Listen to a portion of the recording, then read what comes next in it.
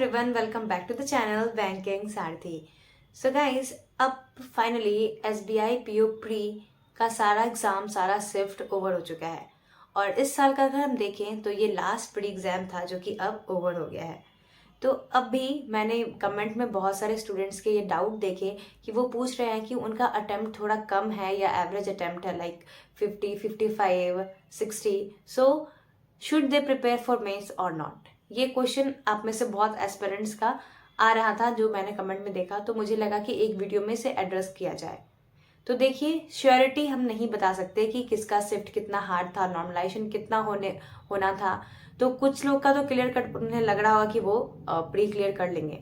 कुछ लोग ऐसे होंगे जिन्होंने बहुत एवरेज अटेम्प्ट किया है लाइक 50 to 60 के बीच, तो वो बड़े कंफ्यूजन में है कि उन्हें मेंस के लिए प्रिपेयर करना चाहिए या नहीं।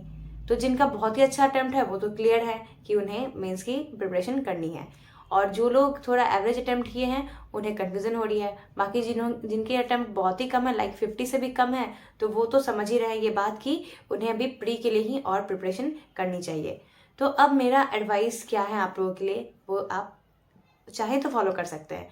तो जिनका बहुत ही अच्छा अटेम्प्ट है वो तो ऑब्वियसली मेंस के लिए प्रिपेयर कीजिए, और जिनका 45 से भी कम अटेम्प्ट है तो और अगर वो महसूस कर रहे हैं कि नहीं उनका इस बार प्री क्लियर नहीं होगा या उनका प्री की प्रिपरेशन में अभी भी कमी है, तो मेरा सजेशन है कि आप सबसे पहले अपना बेसिक पे वर्क कीजिए, अपने प्री को अच्छा कीजिए, उसके बाद आप मेंस पे मूव कीजिएगा।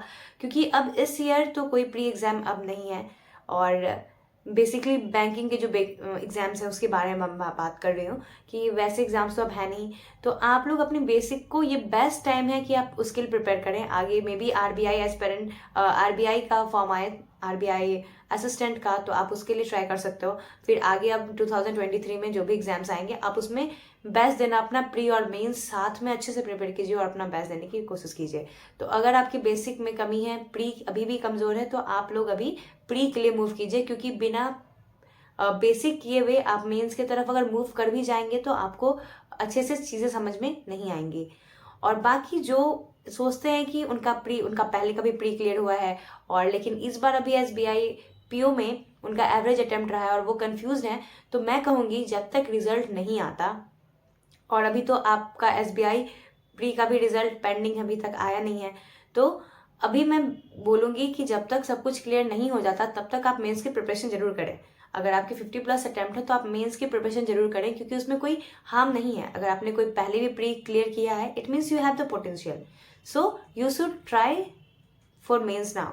आप मेंस की जब प्रिपरेशन करेंगे तो आप और एक अच्छे लेवल का प्रिपरेशन करोगे, तो फिर उसमें कोई बुराई नहीं है, आपके प्रिपरेशन में कोई हार्म नहीं है, क्योंकि अभी कोई सामने प्री एग्जाम है ही नहीं। तो अगर आप मेंस की प्रिपरेशन करते भी हो तो उससे कोई भी दिक्कत नहीं है। आप उस दिन अच्छे से मेंस की प्रिपरेशन कीजिए, जब तक रिजल्ट नहीं आता आप अपना बेस्ट का ही उम्मीद रखिए कि हाँ मेरा प्री क्लियर होगा, और आप ये सोच के ही प्रिपरेशन कीजिए।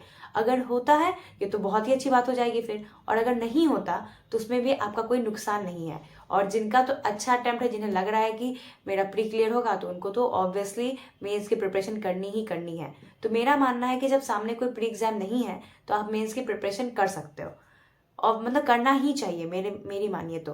और अगर बहुत ही ज़्यादा वीक है, बहुत ही ज़्यादा है, जो आपको महसूस हो रहा है कि आपका प्री भी अभी नहीं प्रिपेयर हुआ है, तो फिर नहीं, आप प्री की प्रिपरेशन अब कंटिन्यू करें अच्छे से, और 2023 के लिए फिर आगे ट्राई करेंगे। So this was my suggestion.